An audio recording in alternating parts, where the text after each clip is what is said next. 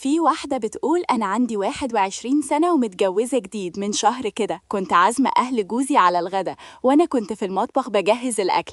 جيت أشغل الفرن علشان أحط صينية البطاطس، فجأة طلعت نار من الفرن مش عارفة إزاي. مرة واحدة هبت في وشي وحرقت وشي وأول شعري. فضلت أصرخ وجوزي بدل ما يجري عليا ويساعدني خاف من المنظر وجري على بره. أهله سمعوا الصوت وجم يجروا عليا وشالوني على طول على المستشفى.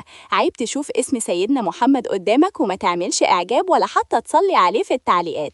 الحمد لله الحرق ما كانش شديد في وشي، والدكتور قال لي إن كل حاجة هترجع زي الأول بس محتاجة شوية وقت.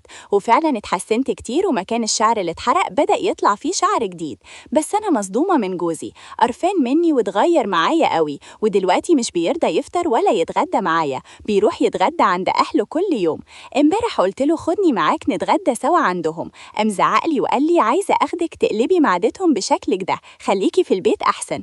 كلامه صدمني قوي وأنا مقهورة وبموت في اليوم 1000 مرة ومش عارفة أتصرف إزاي، تايهة ومحتاجة نصيحتكم.